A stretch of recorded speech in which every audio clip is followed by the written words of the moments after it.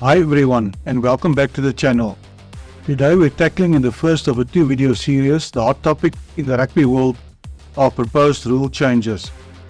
The recent World Cup in France, whilst a great spectacle and overall successful tournament, was unfortunately marked by a number of refereeing and TMO controversies and inconsistencies, leaving many scratching their heads and leading many to call for a review of the game's rules. In a recent article on Planet Rugby, the New Zealand Rugby Chief Executive, Mark Robertson, vowed to lead candid and vigorous talk with Rugby Union's global leaders as they believe most of the sports fans want to see a more entertaining and free-flowing game. He remarked that, and I quote, "It's fair to say as the World Cup tournament grew, there was fan frustration around some elements of the game. We are very interested to be part of the ongoing discussions that's going to take place in the near future to look to address that." In part 1 of this video series, I would look at some of the rule changes that has been suggested post the World Cup, followed by part 2 in which I will be sharing with you my own 8 additional potential rule changes aimed at improving the overall flow and fairness of the sport, and I believe will make the game more exciting and engaging for both players and spectators.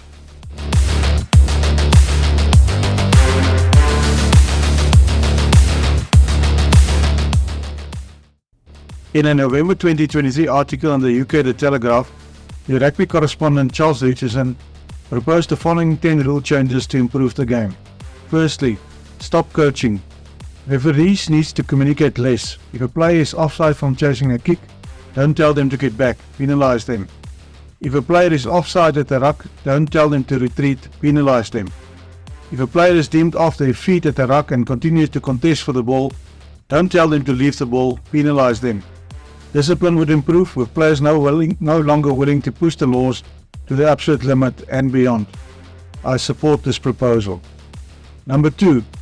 Reduce the TMO involvement. The TMO's remit should encompass try-scoring placements and severe acts of foul play only. No slow-motion replays of forward passes and knock-ons. No slow-motion footage of ambiguous double movements.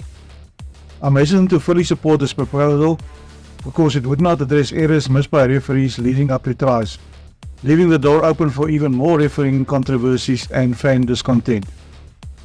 People are also overstating the influence of the TMO and the time to take decision reviewing incidents. Following the World Cup final, one pundit, for example, wrote that for many, Barnes spent half the match, along with the 80,000 crowd, looking at the giant screens for replays of incidents brought to his attention by the TMO. That whilst an analysis I undertook in another of my videos clearly indicated that out of the plus minus 104 minutes the game took to complete, only 10 minutes 56 seconds thereof were spent on attending to TMO reviews, or a mere 10%, a far cry from 50%. Number 3. Turn all scrum penalties into free kicks. Too many games are decided on arbitrary scrum calls. The scrum is a way to restart the game. It's a fierce battleground, of course, and must remain as such. But teams scrummaging for penalties as a way of winning matches should not be allowed to continue. Personally, I feel illegal acts at scrum time and matters that are within the control of the players, like scrumming in or on their knees on the ground, should still be penalisable by a penalty. Turning all scrum penalties into free kicks is only going to lead to more scrums being chosen by the non-offending team, as is the case most often currently. Number 4. Tidy up the maul laws. Mauls following lineouts are beyond messy. Players being instructed not to change their bind by the referee, an action which involves their arms only and allows them to do whatever they like with their bodies, except for swimming, where a player slides up the side of a maul illegally. Whilst I acknowledge the issue, I feel the solution lies in changing the laws in such a manner that will still keep attacking mauls as part of the game, but it will decrease the number of such mauls. Number 5. Enforce and tighten the ruck use it countdown. Referees should be stricter when enforcing the use it law, whereby a team must play the ball 5 seconds after the referee has deemed it available. I support this proposal. Number 6. Goal line dropout should be for held up only. If the goal line dropout has to remain, then it should be for held up try scoring opportunities only. If a team kicks the ball over the try line and opposition touches it down, then they should revert back to a 22-meter dropout. I support this proposal. At number 7, solve disparity in card severity. Punishments needs to be staggered to mirror degrees of severity, but right now rugby is either life sentences or nights in the cells. It cannot continue, and 20-minute orange cards for head contact could be the answer. I support a variation of this proposal that I will come to in part 2 of this video series. Number 8. Reward jackling that is only clearly and obviously legal. Unless a jackaload is clearly and obviously legal, with absolutely no floor contact and no knee resting on the ball carrier, then they should not be rewarded with a hold-on penalty. This will be easier said than done. As Richardson himself conceded, there are often millimeters between a legal and illegal jackal, and the only way to discern the difference accurately and regularly is for the referee to get onto his hands and knees and using a magnifying glass. Number 9. Prohibit dummying at scrums and rucks.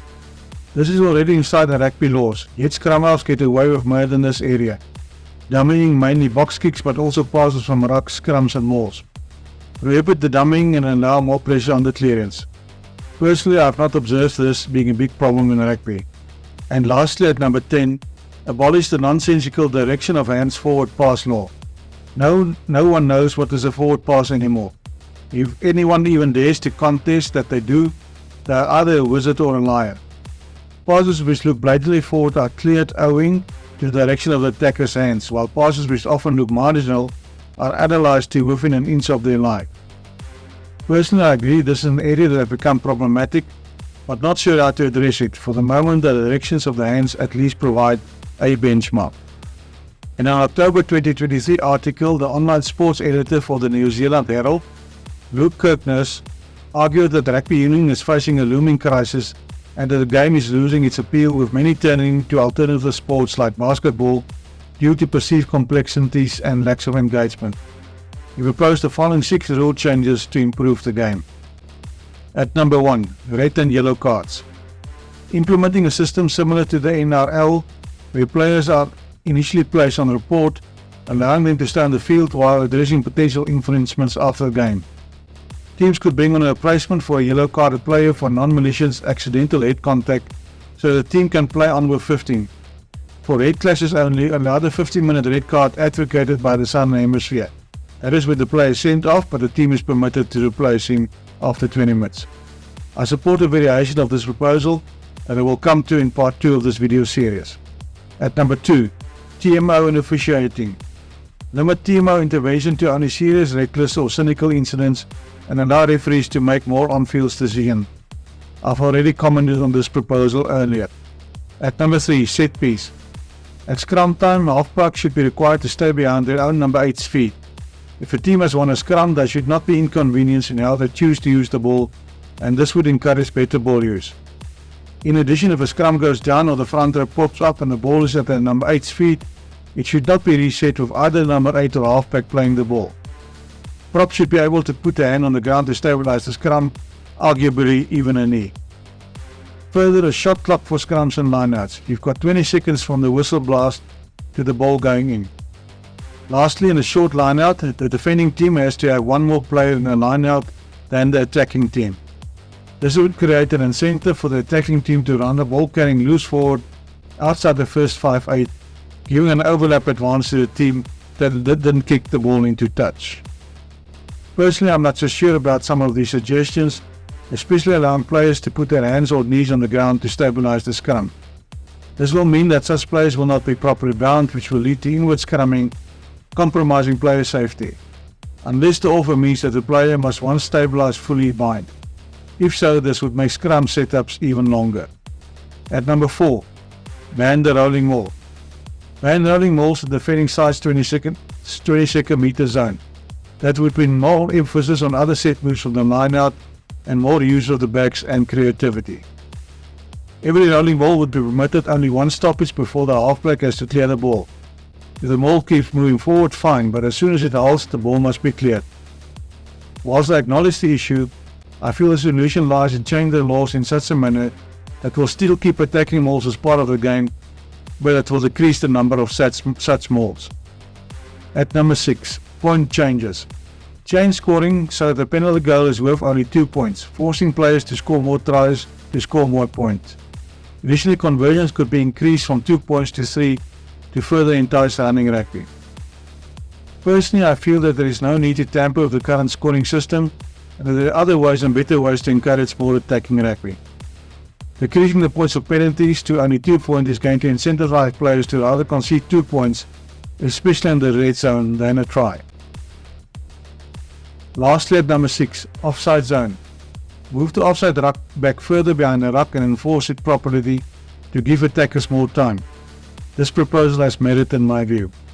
And there you have it, some rule changes proposed post the World Cup to revolutionize rugby union.